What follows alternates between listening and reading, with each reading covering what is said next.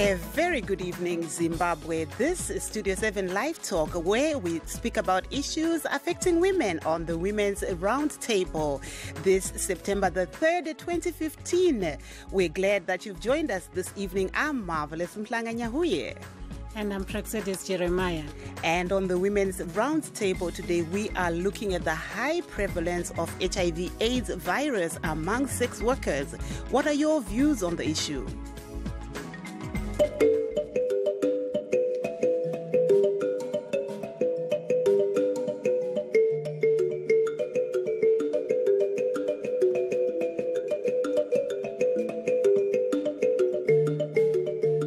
To join our discussion, phone us directly at 001-202-619-2077 and we'll call you right back. LiveTalk goes out to Zimbabwe on our 909 medium wave frequency and on the 4930, 5940 and 15455 kilohertz shortwave Monday through Friday at 8:30 p.m. But for you women out there, don't forget to join us every Thursday at 8:30 p.m. Pa Chinache Mazimai, the Women's Roundtable.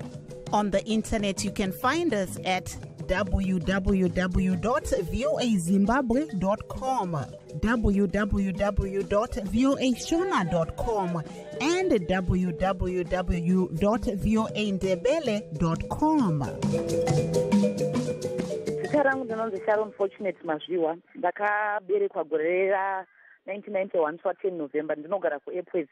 Upenyu pari zvino hwakaoma nekuti sex work chaiyo haibhadhari. Chaunokwanisa kuwana musex work zvirwere zvepabonde. Mari dzacho kana dzaunowana unopedzisira waagreed kuti unosangana second client anokuudza kuti kana uchida mari yakawanda chindinanzva nhengo yangu. Iwo nekuda kwokuti unyatsoziva kuti ndikananzva nhengo iyi ndinowana mari yakawanda. Unobva wazviita of which is nozoriska isusu wakuwanikwa uchiita ma-STIs mukanwa zvirwere zvepabonde and even now inini I'm living HIV positive pane incident yandakarepwa first day rangu musex work. Ndonzi Messi Ndlovu from the Social Rights Center. Zveupandi ndozvandaita ndingashanda. Ndakazosiya zvendawana basa kana. Ndinoziva kuti kana munhu achipinda mabasa iri anenge ane maproblems akawanda. Saka nhamo zvakaita kuti ndijoine. Saka kana ndazoti ndapinda basa rinondibhadhirawo zviri nani, ndakaona kuti hapasina need yekuti ndichoroita futi izvozvo. Varume zvera havadi protection. Varume vakawanda especially vanotenga bonde. They prefer it like that because vanenge vajaira mudzimba dzavo kuti havapiwe condom. Saka iwe kana wakungodza zvecondom unenge asingachanzwisisi. My first day in sex work, so I had two friends of mine whom I took as sisters. They were older than me. So we went to City Sports Club. You know, when you're at a beer, they can hardly see that this person is new, and I was young. I looked very nice. I got many clients. In a short period of time, I had money. So these are the guys that were watching us. So they told us they wanted us to offer them services, but they wanted me the most. Little did I know that they've seen us going in and out, and they knew that we had money. So they took us and we changed the bar to Mbari. So when we got there, we thought they were going to book us lodges, but no. We went to Mbari Cemetery, where they stopped their car and told us to get out of the car and remove all our clothes. We removed the clothes and we were left naked.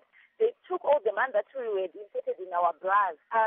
They took our phones, our mobile phones. They raped us. One of my friends was positive, which I knew, and she was on ARV.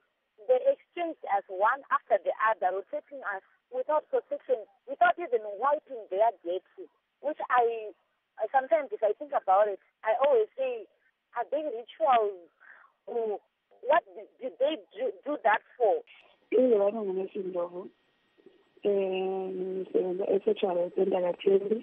Kodwa ngangithengisa ucansi kudala. Ukuthengisa ucansi kubuya lezinto eziningi ezinhle uyabuthola imali, uthola konke okufuna ebantwini bakho. okubi wangona ukuthi uyakwanisa ukuthola umkhuhlane abantu babe engani wabo nyonya engani kanjani because babe sithi lokho kwenza okubi okungenza ngangena ku-trade leyi ukuthi kwakulezi zinto eziningi engangifisa lami njengenkazana lodubo sibili ngoba mina ngingisithola abantwana abathathu so kwakumele ngibanakekele kungela omunye umuntu ongabanakekela amadoda abaningi especially laba abangena abazefuna ukuthenga ucansi kuyabe kungamadoda atshadileyo ababe bengafuni ukusebenzisa i-protection ngoba babe sithi endlini abayisebenzisi so ngangihlangana lawo izinto ezinjalo but mina njengoba ngangingumuntu ethome ezihlola i-HIV status yakhe ngizibona ukuthi ngi-right ngangibona kungcono ukuthi ngihambe nje ngingelamandla kunokuthi nginalo muntu engingakwazi i-status sakhe so khathesi sengachiyana lakho ngoba sengisebenza i-reason ngachiyela abantu ukuthi abantu bengangiboni ngiphuma ngingena yikho kwangenza ngachiya aba lenhlanhla ngathola umsebenzi. Today on the Women's Roundtable, we are looking at the high prevalence of HIV/AIDS virus amongst sex workers. What are your views on the issue? The Center for Sexual Health and HIV/AIDS Research says at least 20% of sex workers are HIV positive and is calling on the government to include this sector in the country's HIV and AIDS programming. And PJ, the center also says statistics from the 2009 and 2015 show that there are over 52,000 sex workers throughout the country, and of these, 26,000 of them have tested positive for sexually transmitted infections, including STIs, and of those, 10,000 of them tested HIV positive. And at least 4,060 were referred for further HIV management. According to the organization, sex workers are amongst the high-risk groups who include gays and prisoners. And PJ, prostitution, as we know, is illegal in the country, but some of the rights organizations actually say this, health workers use this as a way to stigmatize those that come in for treatment when they are sex workers. Mm-hmm. Health Minister also, Dr.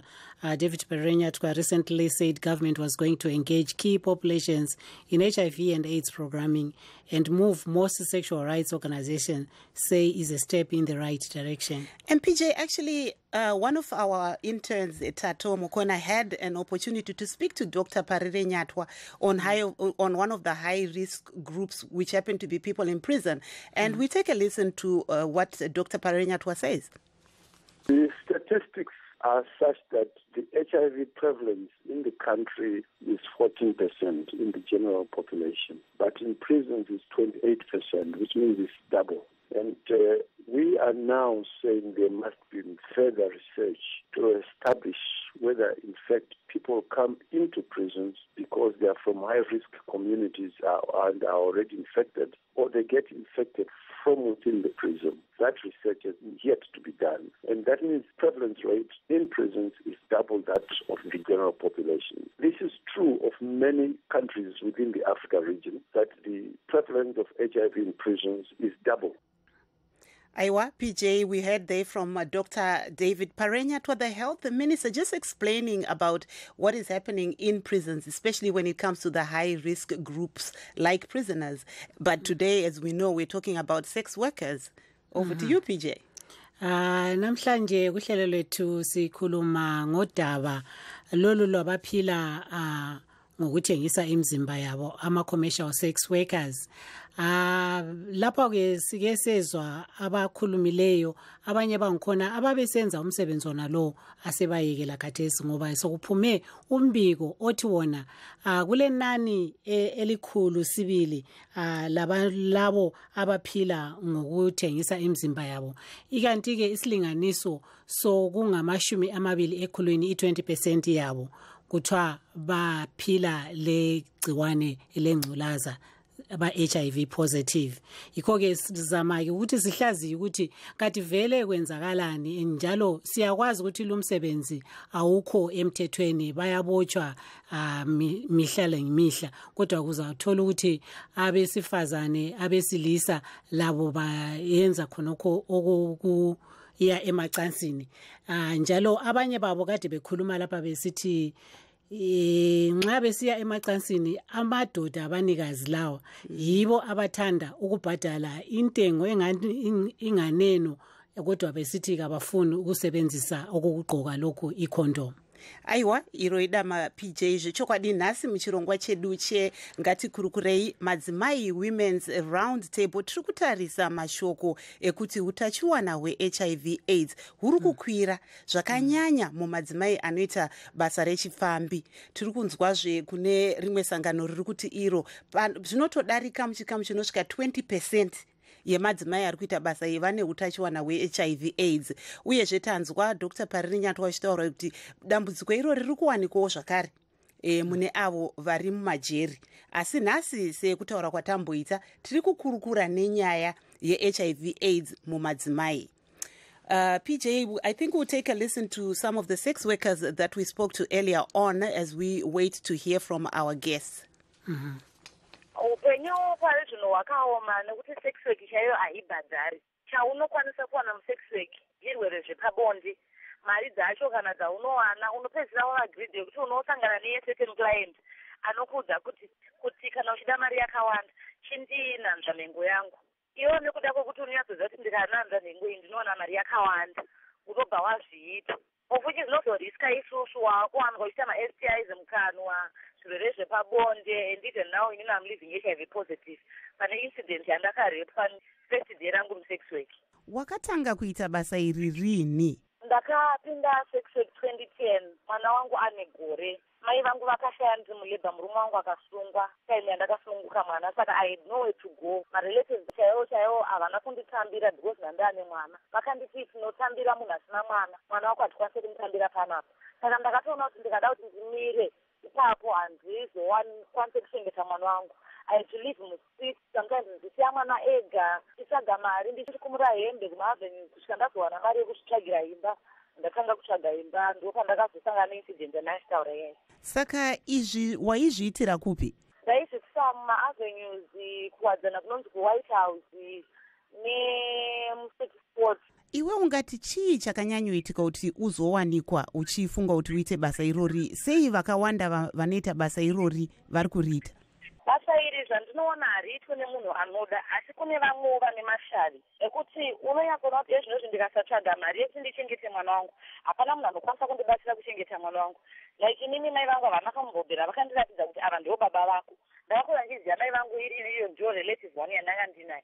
Saka pavakafa I had nowhere to go. Ndanzwa uchiti iwe uri kurarama neutachiwana hwe-HIV AIDS. Uri kuwana rubatsiro here mukuedza kuti urwise utachiwana uhu?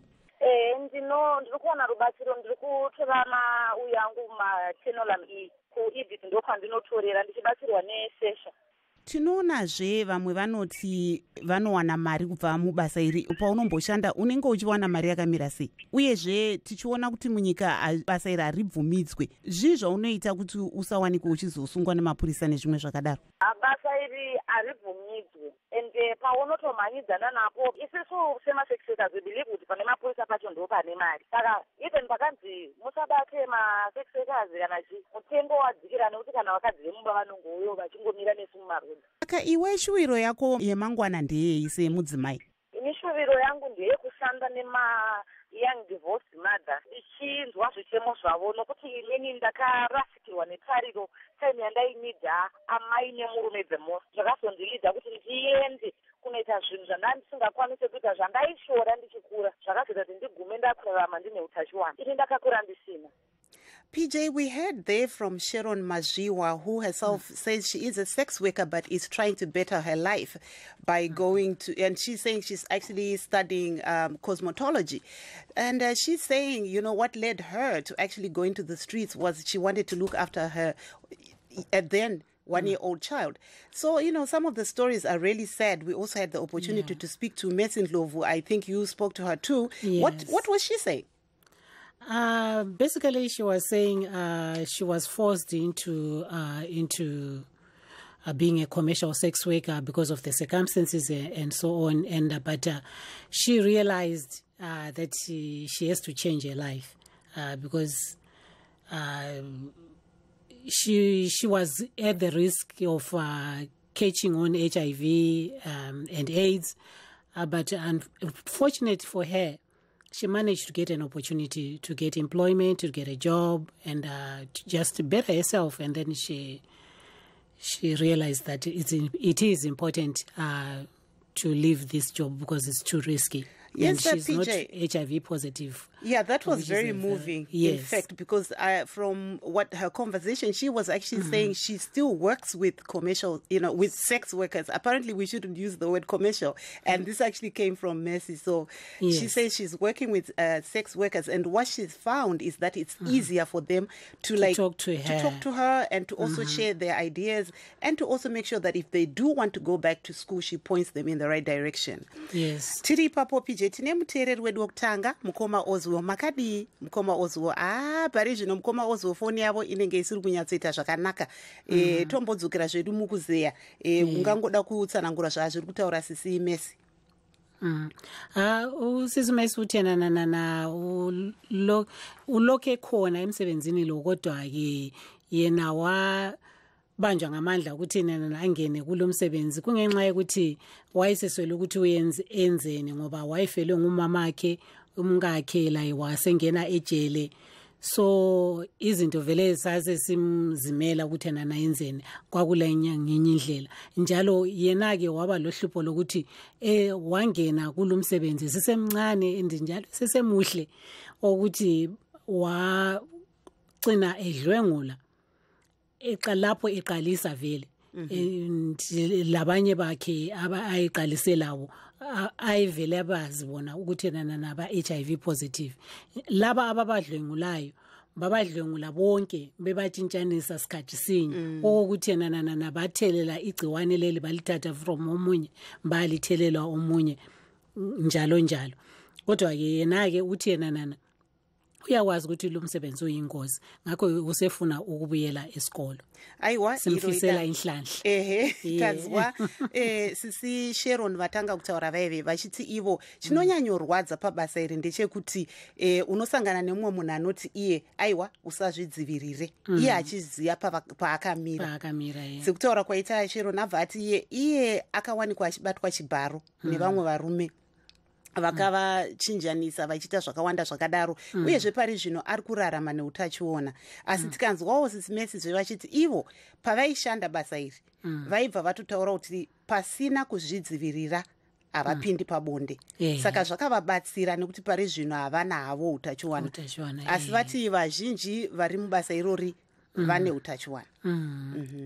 Pari zvino okwamanje isilinganiso so kuyi-20% kwenkulungwane lenkulungwane about 54,000 abantu abaphila ngokuthengisa imizimba yabo.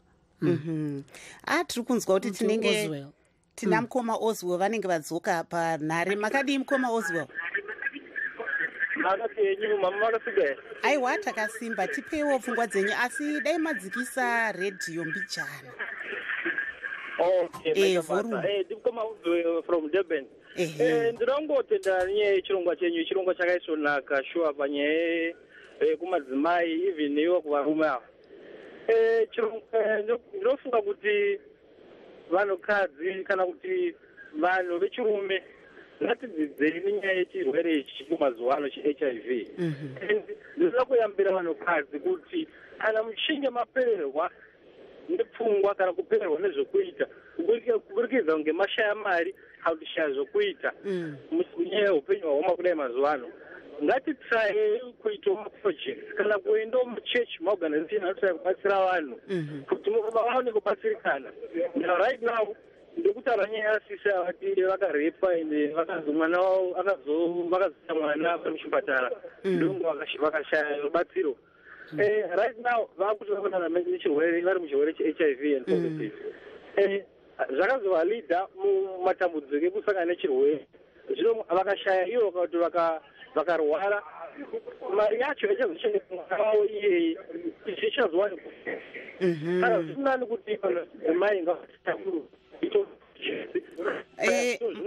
mukoma ozoimbofambai mbijana hatisi kunyatsonzwanana fambai mbijana moenda pane network.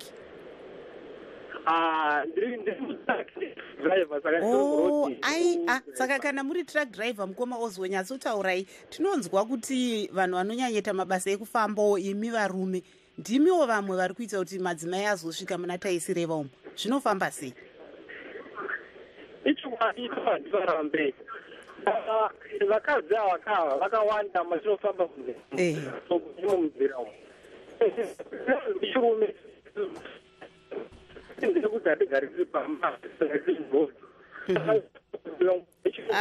mukoma ozwa foni yenyu haichatombowiki zvakanaka. Taurai henya state akukunzwai.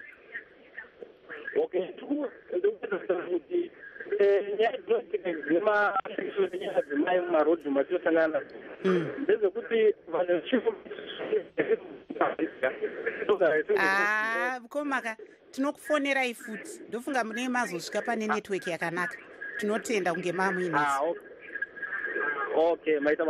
Okay. Tine moyo muteereri vaMuzorori tinokuchingamidzai pachirongwa. Makadii zvenyu vana tete? Aiwa tiri wadi muri kupi kuSouth Africa mukoma Muzorori? Ndiri zvangu muPretoria umu. Ehe, muri kunzwa nyaya iri mugango iyi munoionawo sei? Nyaya iri mugango inofiririsa kwazvo. Ehe, sei muri kudaro? Chandiri kudaro ndechekuti munoziva upenyu hwedu isusu hwevanhu vatema kana kuti vanokura mukurarama muvabereki.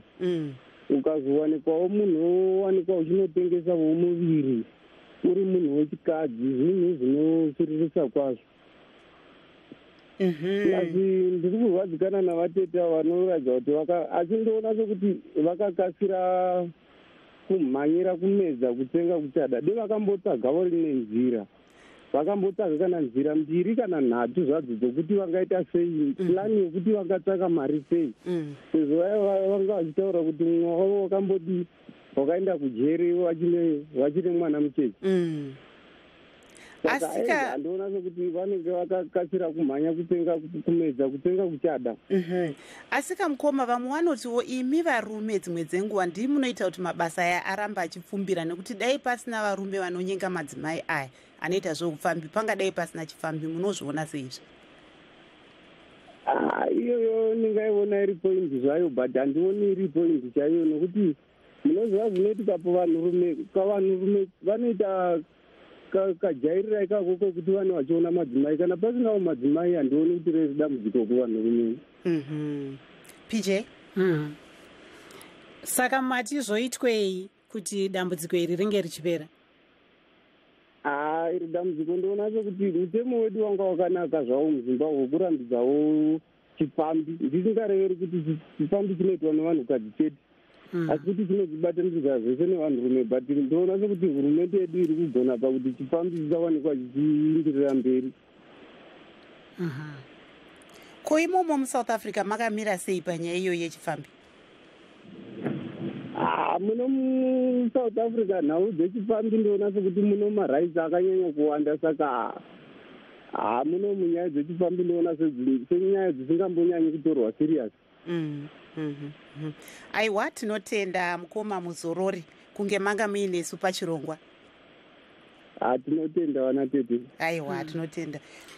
Ulokuze umshayeli truck driver oke wakhuluma ngaphambilini kukaMzorori mbeloke ngisabhalabhala lapha kancane ukuthi khona chasisela abalaleli ukuthi kade sitshoni vele njalo locingo lwakhe kade lungazwakali kangako kodwa ke enguzwileyo ukuthi uthi yena igama lakhe nguOswell uyena ke sivame ukuzwa indaba eziningi ezokuthi ama-truck drivers yibo abathwalayo abesifazane laba abavame ukuphila ngokuthengisa imizimba yabo. Yena-ke uthi yena ubekhuthaza ukuthi ngabe abesifazana laba qalisa imisebenzi yezandla bazelukele kumbe bayeluka amadoyili kumbe benzeni okunjalo njalo kumbe bathengisa amatamatisi kulokuthi bangene emsebenzini lo ukuthengisa imizimba yabo.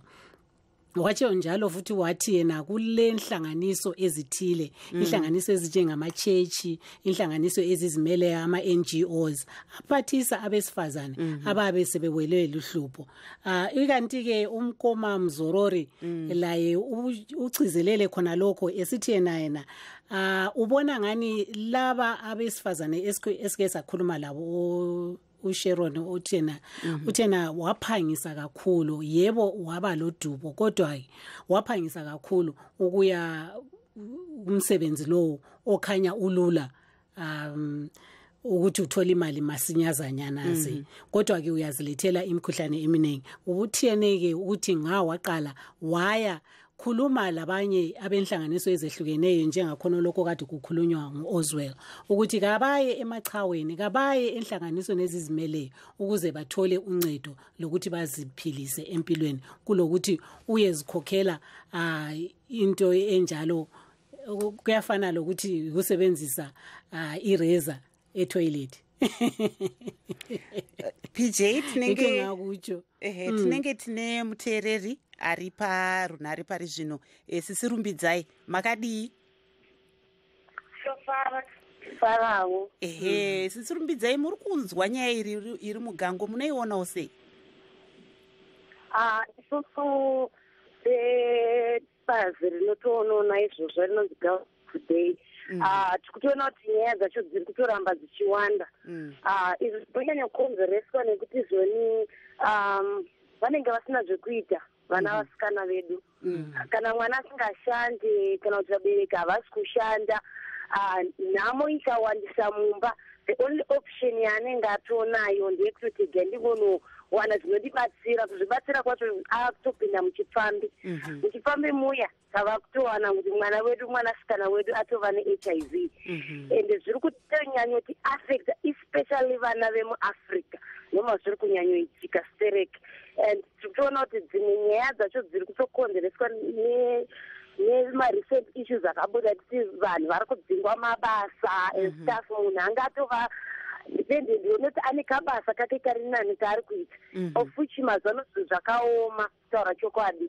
Hapana kana pekuti unoti unotangira apa wadzingwa basa uri musikana. Vasikana vazhinji unotanga kuuya mumaindi make atingadzingwa basa ndechekuti gainondoenda pabhawa padhuze ndinowana mari yokwanisa kuriritirawo hama dzangu dzinotambura dzisina zvekuita, ndikwanisawo kungoriritira upenyu hwangu nekuti adye chekuti patepu panenge pasina. Saka the only option inenge itoripo ndeyekutongotirega ndiende kunechipambi okuti repi yedu yeHIV iri kubva yatonyanya kukura zvisingaite. Saka pane nyaya papapo. Muramba makabata Sisi Rumbidzai. PJ, we are hearing there from Rumbidzai Maunde of Girls of Today. We're going to just keep you on the line while we close off this first half of the program, but she's saying that yes, she acknowledges there is a high rate of HIV and AIDS, especially amongst the younger girls that she works with. But they are trying to come up with programs in which they can also work with these, affected group and just make sure that they are not at risk. Yes. Bekhuluma lapha umhlonitsha wethu kuhlelo lethu lamhlanje sibona ngathi incingo zethu akhanya ziyahlupha amavela silamhlanje. Kodwa ke unkosazana Rumbidzai Maunde usebenza le nhlanganiso ethiwa yi-Girls of Today.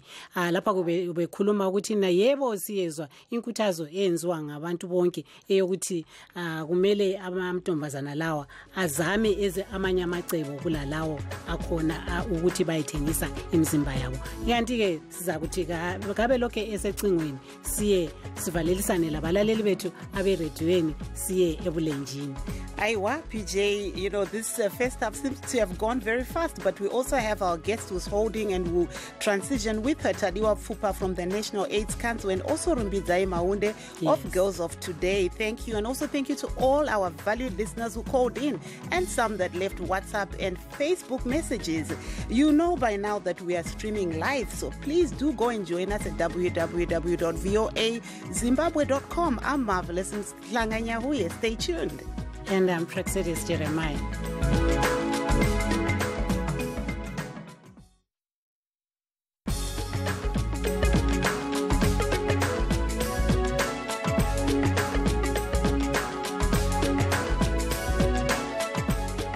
Welcome if you're just joining us to the Women's Roundtable. On the Women's Roundtable tonight, we are looking at the high prevalence of HIV/AIDS virus amongst sex workers. What are your views on the issue? Kwasanda kusixhoma singumsakazo we-Studio 7 ye-Voice of America. Sisakaza sikhona pha e-Washington DC. Igama lami uPraxedis Jeremiah. Lamhlanje kuhlelo lwethu asihluzeni bomama, sihluza udaba lolu olwalabo abaphila ngokuthengisa imizimba yabo. Okuthiwa embikweni owethuliweyo othi bona kule silinganiso esikhulu kakhulu sabo bona laba abaphila ngokuthengisa abalegciwane abaphila legciwane esingaba yisilinganiso kungamachumi amabili ekhulwini 20% babo bonke ba HIV positive, okutsho ukubana bona labo bayathelela abanye. Uyathelela ubaba yena lo ahlangana laye, ubaba lo asesiyathelela laye umama wakhe wangekhaya, kube sokuthelelwa abantu abaningi.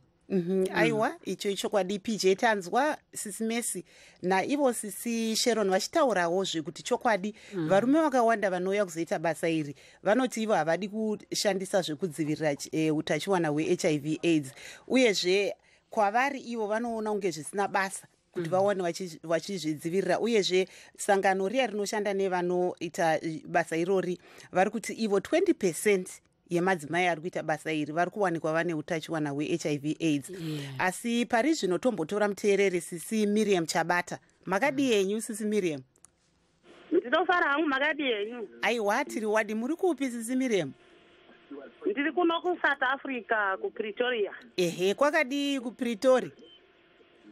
KuPretoria kuri right zvako. Ehe, muri kuivinzwa iri mugango iyi tiri kutaura nenyaya yeutachiwana hwe-HIV AIDS, nyanya mune vanhu vanoita zvechifambi. Muri kuonawo zvakamira sei ikoko?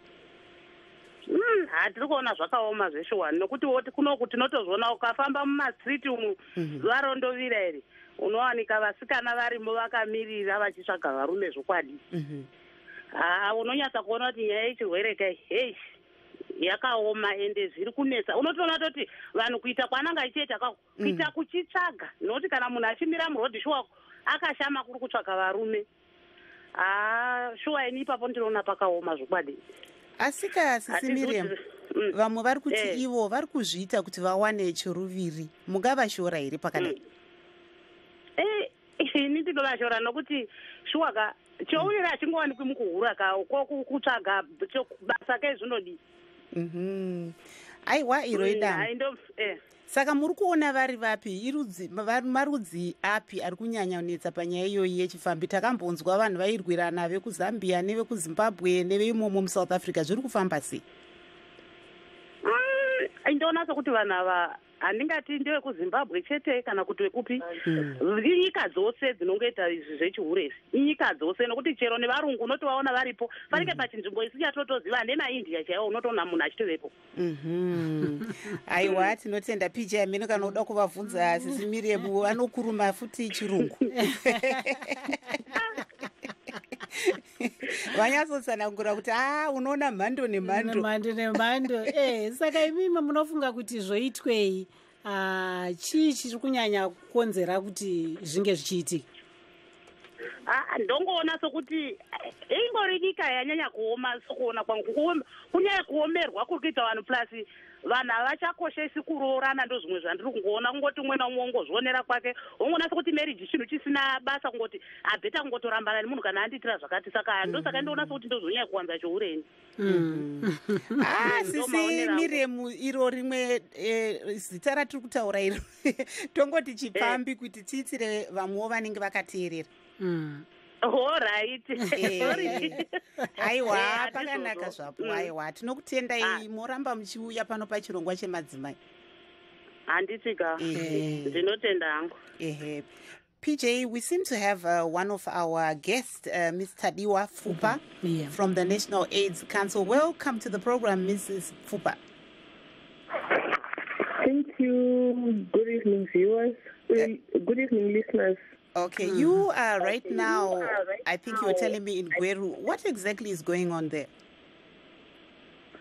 We are in Gweru for some message development for the messages that we wish to send out to our clients. That's basically what we are doing, going out into communities, seeing how they view the messages before we broadcast them. Mm-hmm. And then you were also talking about a program that you're earmarking for next week. Can you tell us a little bit about that? Okay, next week we are planning on a media tour where we move with journalists. In this time we are going to be focusing on Masvingo province, particularly there are antiretroviral therapy programs where people have shown that they've discarded stigma. Some villages now send like one person to collect medicines for them, for the whole village, from one hospital, so that others can remain working in their fields and in their household whilst one person goes to collect medicine for them, which we applaud so much because it shows that there is something that is being done in terms of discarding stigma. And also we are going to be looking at sex work, particularly in Ngundu, where sex workers target long-distance truck drivers. So both the truck drivers and the sex workers are amongst the key affected populations, or those that we consider to be at most at risk of contracting HIV. Just hold on, Ms. Tadiwa. I think, PJ, you have a caller. We can welcome a caller before we go back to Mrs. Pfupa. Unkosikazi Mlotshwa, siyakwamukela kuhlelo lwethu. Hayi saphila, kunjani khona ngapha? Nkosi. Wena ungaphi ke kwelizwe? Mina ngikhona phezulu. Yebo. Ngaphi kwangkhona? Ngihambele ishi koNgungumbane. koNgungumbane. Okay. Uyaluza udaba lwethu esilalo namhlanje. Ngoloku sabalala. Hayi. Yeah. Mina zibela ngazi lutho kanti radio lezusuku. Lamhlanje sikhuluma ngodaba lokusabalala kwegciwane kuyikuthi kuthelelwa yilabo abaphila ngokuthengisa imizimba yabo. Ikanti ke sike sakhuluma labo lapha bathi bona babona bengela ngenye indlela yokuphila ngaphandle ukuthi bagcine sebethengisa imizimba yabo ukuze bathole imali. Ikanti ke kulabanye kade bebasola, abanye njalo besithi bebasekela bethi abalanto yokwenza umumo wezenotho elizweni kawumanga kuhle. Wena ke uthi? Mina ngiyasikela ngoba senza. Yeah. Indlela zimanga kuhle kathesi. Bayantana lesikole kuyiphila ngakho noma nje umntana emalani noma khonapha emakhaya kulesithi khona abantwana sebephila ngakho ngoba ungaya nemagrosa ntambama sekumangama-weekend sikuzogcwela abantwana abangamankazana into abazenzayo khonapha ngezokuganga kuphela. So ngibona ngathi abantu basendaba yabo. Ayisondaba yabo. Kodwa ke phela igciwane leli liyabulala. Liselithelelwa alipheleli khona kubona labo ababedlala khona ngale emagrosa lapho utsho khona. Kodwa ke luyasabalala lubuye la ngekhaya. Ubaba alulethe ngekhaya. Lokho yikho siyakubona vele kwenzakala. Yeah. Kodwa ngoba seyabasakhuzeka abantwana kathesi. Ngibona ngathi uma umkhathi. Yiwo bamba ngamandla abantu ukuthi benze njalo. Ngibona njalo. Abantu sebejike ukuthi njalo uma umkhathi wamalo ukuthi abazali. Yeah. Abantwana abaningi sebesakuthiya kodwa emakhaya, abantwana sebesala kodwa emakhaya. Ubaba ngasuka athi ngiye eGoli, hamba nya umama uzakumelandela noma lesesiyakona leseseyenza ukuthi mina ngisebenzela abantwana abantwana bayasala bebodwa yangathi emakhaya miningi imizohlala abantwana bebodwa so hayi wonke khonokho abantu kubangela ngumumo omkhathi umumo wezenotho isimo esikhona elizweni. So wena ukhuthazani? Wena ukhuthaza ukuthi kwenziweni ukuze lolu hlupho luphele? Ukhuthaza uhulumende wethu lesinaye ukuthi nje lala ndaba lempilo yabantu nomkhangeli bonke uhulumende kakhela ndaba lempilo yabantu. Uhulumende ucala sinika uhulumende. Hayi sibongele kakhulu unkosikazi Mlojo. Ube lelanga elihle. Nkosikazi Mlojo here pointed out some of the reasons why people end up indulging in this job. I would say. From her perspective, what did she say? Why? There are various reasons, and she's saying you find that she lives in the rural areas, Mgungumbana. And she was saying there are several reasons. One of them is that there are now child-headed families. All the parents have gone either to the diaspora or to South Africa. And these kids are now on their own. And sometimes the parents don't send money back home. So the eldest in the family ends up being taken advantage of by the elders around the area, or they actually go to the growth points and source for money by being a sex worker. There is also the problem that even when you go into the diaspora, when they come back, some of them, when they are deported or they also indulge because they've learned that trade in the diaspora where they were. And they bring it back. Yeah. On that note, PJ, maybe tombodzokera kuna Mai Pfupa. Mataura imi kuti munenge muri kungundu. Uyezve manzwa zvataurwa naMai Mulotya vari kuti dzimwe dzenguva zvimwe zvinoitika ndezvekuti vabereki vakawanda vari kuenda vachisiya vana vari vega. Uyezve panozowanikwa ipo vana vaive vaakutochengetwa nemukuru mumba imomo anenge ari kuita iro basa reupfambi. Handizoti tichiri navo here Mai Pfupa? Nhare dzinenge dzisina kumira zvakanaka, hazvina hazvo basa. Tinogona kuenda kuna Rumbidzai. Muripo here parunhare? Ndiripo. Tipewo pfungwa dzenyu pane zvataurwa naMai Mulotya. Inini hangu handipenderane nazvo zvangataura kuti vanga vachanzi zvimwe zvacho kuzviitisa kunoita kuti vanasikana vapinde mumarodhi vachigara vakashama vachiattracta varume. Aiwa, Mai Mulotya havana kuti vari kuzviitisa. I think ndimai vamwe Mai Chabata ndo vataura izvozvo. Mai Mulotya vati vari kuSouth Africa.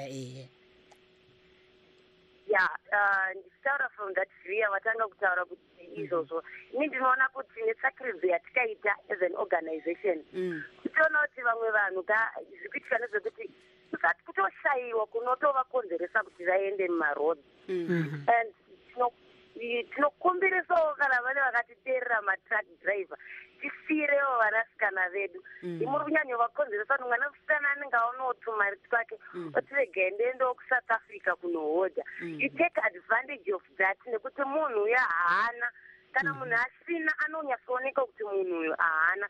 They take advantage of that and they abuse our girls. They end up having HIV, of which zviri kutotirwadza nekuti vari kutikanganisira vanasikana vedu. Ndonyatsozvawo zvataura nevamwe madza vacho vamamitaura. Vanga vachitobvumirana nemi, vanga vachitaura nendebele, vanga vachibvumirana nemi kuti vamwe vana vanotobatwa nengereke vanomanikidzwa kuti vange vachipinda nemararamiro nemamiriro akaita upfumi hwedu munyika. Vanhu vese hapana chekuita. Yes, I can comment on that one. Ndinotenderana navo nekuti tikazitaza zvinonyanyetika like kana kumaruva kweduku kana vana vakugara vega vasisina kana maparents kunge vamwe vashaika kana kuti vaenda kunze kwenyika vanhu vanoteka advantage yekuti ava vana saka nekuti havana chekutya ndinoenda nesaga rechibage ndichiziva kuti ndakananga kuti ndikangovapa saga rechibage ndoziva zvandienda kanangira. Saka vamwe vanhu vakuru vari ikoko vari kuabusa vanasikana vedu ndinozvitenderana nazo. They are taking advantage yekuti vari vega havana mutariri anokwanisa kumira kuti zvakuitika izvi hasiite zviri kunyanyoitika tiri kunyatsozonjero kunoko kumataundi zviriko zviri kutonyasoitika kuti vanhu havana vabereki munhu anoteka advantage yekuti vana ava havana anovatarisa. Saka I will just do whatever I feel like doing them. Hey, we are watching you as an organization, and if there is anyone who is in a situation, please contact us. We need a bright future for them, not to abuse them. Not only even outside Zimbabwe, still, there are still girls. We need quality girls. Don't abuse our girls out there in Zambia, Mozambique, wherever you are listening. Please stop abusing our girls.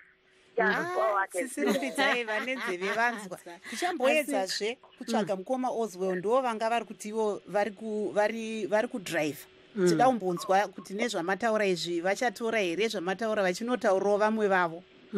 Asi chana nchida kubvunza Sisirumbidzai ndechekuti munatondera kuti pane vamwe vanoenda kuva sex worker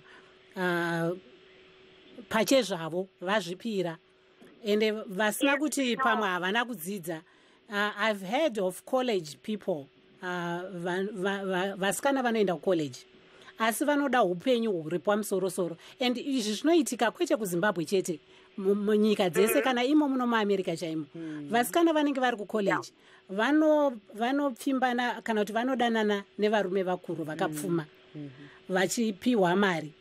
Zvino kana mwana iyeye achizinga apedza chikoro kuti azopinda basa kana kuti asina kuzoita zvakanaka muzvidzidzo zvake, anoona iri nzira iri nyore yekuita vaiti pavaenda paUZ makore apfuura pana ndichiri kuZimbabwe tiri kuZBC vaiti chegotsi industry inoitwa nevana vari pacollege.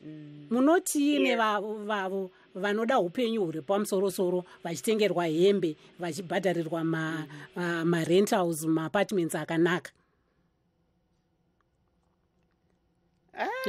Vanenge vaenda handizoti vari kuzvinzwei. Please chingese chakanaka chinoyaneziya hapana kana chitombori soft muupenyu hwese, hapana kana zvinhu zviri soft. Munhu kana uchida life yakanaka shanda vachakuda kumirira kuti nhingi ashande.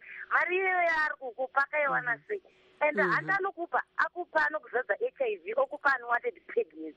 Imi vamwe vasikana ngwara imi upenyu hwakanaka tinohuda, hapana asingahude but shanda. That's why we are there. We are giving them a project. At least you've got money. You can look after yourself, not to rely on someone's money. Could you see? Aiwa vapenga Sisirumbidzai PJ tombo wabata Sisirumbidzai vapenga vasikana vanenzeve vanzwa kana panewo varume vari kutsvagawo vasikana vechidiki sekutaura kwaita Sisirumbidzai vanzwa as we move forward. Mukoma Oswell vanenge vari kunzi vadzoka. Mukoma Oswell vadzoka inga zvanaka. Makadi Mukoma Oswell makasimberi aiwa taakunyatsokukunzwa mambomisa here track yenyu timbonyatsokurukura. ndinofamba ndikwenda kuCape Town saka nditori paroad. Aiwa taakukunzwai saka tambei takubvunzai paipai kuti imi munonzi imi sematruck driver nevamwewo varume ndimi muri kunyanya kuti madzimai azopinda mumabasa aya. Nekuti kana munhu asina kutsvaga mudzimai kazhinji kacho haasiri anotsvaga murume. Zvakamira sei imi sematruck driver? Ichocho mama ndinobvumirana nemi. Dambudziko rinotapava isusu mumatruck drivers nderekuti mabasa edu akaya hatinyanye kuwana nguva tiri mudzimba nemadzimai edu saka unogona kupedza kana kuti 2 weeks kana kuti 3 weeks uri murodhi usina kuwana nguva yekuzowanawo nemudzimai wako. Saka manje ava chidzimai ava vanouya mutetakarara mumatruckstop mumarodhi machinofambamo machifugura hembe. Saka iwose manje semunhu wemurume anenge apedza nguva apedza 3 weeks 2 weeks asina kusangana nemudzimai wake, kana une pfunguo dzisiri right, une pfunguo nyama dzako dzakarekedzeka, unoona kwa uchipindawo mazviri imomo unongoti chero kune makondomu ndokoshandisawo makondomu. Ndoo zviri kunyanya kuitika mukati mumarodhi matinofambamo kubudikidza newo madzimaiwo. Dzimwe nguva motosvikana makarara matinopaka matrastomu ndiyo vanondoona vachitonoka vanochinokera kuti uri kutengesa hamusi kudai iwe wakazvirarira zvako. Saka ndinonyanya kubhema, handikati ndonyanya kubhema vanhu vechidzimai, asi tokuti tese nesu vanhu vechirume ngatitsayewo kuzvibata, ngatitsayewo nezvinoitika mazuva nezvirwere zve-HIV neAIDS. Vanhu havasi kunyanya kuda kuzvikonfida kana kuzvikoshesa kuti kune chirwere, vari kunyanya kuda kutemba nekuti tinoshandisa maprotector plus iyo makondomu aya.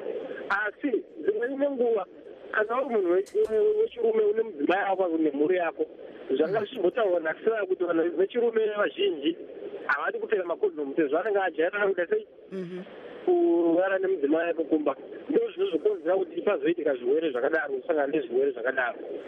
Saka ndinongoti panyaya idzi dzevava vakadzi vanotengesa murodhi ava, kana kuri kuperwa nekufunga kana kuti ushaya mari, ngavatsayewo kuona zvaungaitewo kusaya kuti chagoka kana rubatsiro kuri maorganization anobatsira kanawo kana pasina mari dzotanga mapurojekti, ngavatsayewo zvimwe zvinhuwo zvisingakwanise kuita musex working yavanoita iyi. Ndachiro ndiyo vanoti yapasina iwo dai isusu tisingambova miseizvo taingozvienzero kwatikungeteso maende andikuitewaya dai pasina manje iwo kana unopfunga uri munhu manje wasiya mudzimai wako kumba wane 3 weeks 4 weeks zvine zvakunetsawo pamwe unongoona kuti agoiva vana tisi vemurodha. Mukoma wozobatai makadaro, PJ yachambotaura nasisi Tadiwa kuti tinyatsonzwisisana ipapo, nokuti ndaona sisi Rumbidzai Maunde vanga vachipenga chaizvo, vachipengera imi muri kuita basa rekutyaira mota. Saka regai PJ yambotora sisi Tadiwa Pfupa. PJ, go ahead. Tinokugamuchirai tagara tinavo ameno imimi muri kuzvinzwa zvese zviri kutaurwa nevava imimi kumbenyiti your programs that are targeted at these sex workers. Yes, we do have programs targeted for sex workers. We actually have a department that deals with all key affected populations. That includes sex workers. We try by all means to empower them so that they will not fall prey to men simply because they've been enticed using things like money or other material gains. Because we realize that gender has a lot to do with HIV and AIDS. There's a lot of gender imbalance in our society. There are cultural practices that tend to put women at a disadvantage in terms of protecting themselves from things like HIV. For example, negotiating for safe sex becomes a problem if you are very, very desperate for money. Someone comes offering more money than you actually expected or you bargained for. People are likely to fall prey to such dates that are extended to them. So we try by all means to talk to women, find partners that can empower them financially, so that if they have their own money, then sex ceases to be something that they can sell for money, and also they will not be taken advantage of, as in the case of women who have completely nothing. We also realize that much as we try to discourage people from getting into commercial sex work, it is a process, it's not an occasion for them to stop it and to try and find something else to do. So as we go through that process, we insist or we encourage that each time they have sex, they should make sure that it is protected sex. So we try as much as we can as the National AIDS Council to discourage intergenerational sex, whereby we have much older men falling in love or trying to get sexual services from very young girls. By virtue of their age, they cannot say no to unprotected sex. By virtue of their upbringing, that makes them think as women they have to submit to everything that men say. So even before we look at the age, just by the gender difference, we find Mrs. Pfupa, tina mukoma Donald vakamira vakamira negumbo rimwe tichadzoka futi kwamuri. Mukoma Donald, pinda yenyu pachirongwa. Yes, tete mavelas. Makadiko mukoma Donald. Ndofara na tete zvevuriseiko. Nofara imi zvamatouya kudai zvanaka. Ndakushuwa vasikana hey. Tipeiwo pfungwa dzenyu. Pfungwa dzangu dzemunhu hangu angu akirawo chirongwa parodhi. Now iko zvino ndiri kuSouth saka handina hangu radio padhuze handasina kunzwa kuti zvakamira sei, but nyaya yamataura ndiri kuinzwa kuti iyi nyaya iroko inotokonzerwa nenhamo iri kuZimbabwe. Iko zvino ndakatiza ndaka kuRustenburg ndiri kuSouth izvezi. Tatiri kufunga kuti muri kutaura muchiri kumusha idzi. Handisi kumusha ndosaka ndana madheza nhamo iri zvakadzvanya. Saka muri kuona sei nyaya iyi ikoko kuSouth Africa kwamuri? Totovaona kuti vakadzi vari murodhi asi kuti esazvo zvatakavinga hatina kuvinga kuti tizobva nezvigere china nazvo kumusha tete. Ichokwadi. Saka titongofokasawo nekungotsvakawo zvatakavinga zvokutsvakawo kuti tirarame mari yatakavinga titsvakawo nenzira kwadzo. Hatisi kuti haya zvokuti toda kutsvaka vakadzi vane mari kuti tivagozotionawo kana kuti kudai kana ndichingotambura ndinongotambura. Ichokwadi. Ndoti ndigoenda nechigere kumusha hano. Aiwa, tinotenda. Ataura yenyu mubva mangoti gaga. Nguva dzedu ndo dzinenge dzachana. Vanozoti kana vakaona nhamo omira murodhi ava kokoko amene inhamo hayo, but kuzoradza kuti unenge washayisisa nokuti handifungi kuti zvinganyanya kupusha saka pade mukanyanya zovanzaitika kumayunivhesiti kake kunana Midlands kunana Senga kuwa zangu asigere zoga zoga. Aiwa, tinotenda mukoma Donald. Ndofara kuti saka mozonditumira kamadetails ekuti ndinzwe pafoni radio sometimes vamwe tetakazungika bhozi kunogwa kuvarungu chaiko. Aiwa, ichokwadi tinokutumidzirai, tinotenda. Monditumira ndichida kundirera kunzwa pafoni bhozi handidi kurega kunzwa Studio 7. Alright, tinokutendai PJ. Unenge une mameseji atawana paWhatsApp? I got some few messages here. Tonderai says there are two major factors that lead to the infection of the sex workers. One, arrogance. Number two, belief of being cheated by sugar daddies as well as sugar mamas. Milton says that will be like legalizing the act, actually. I don't know what he's talking about, but suppose he's talking about legalizing sex, the work or sex work. I would say. Yogi says the high rate of unemployment will spread the virus. Sex working or sex jobs won't increase. T families I'm of the opinion that the prevalence is actually higher than that. That is shocking. PJ. Landelani says it's good to include them. There is need for the infected to quit this job of being a sex worker industry. Since they pose a threat to men. Why not to? Okay, that's a different view altogether. Altogether, yeah. These are diverse views that are being proffered by our listeners, but as I can see that the time is not on our side. We could have gone on talking about this. Mkoma Oswell ndavanzwa vachitaura kuti izvochi isusu tinobatwawo nemamiriro anenge akaita zvinhu nekuti tinoramba tiri murodhi kwakanyanyisa. It's just an excuse. I feel because munhu wemurume anofanira kungozvibatawo.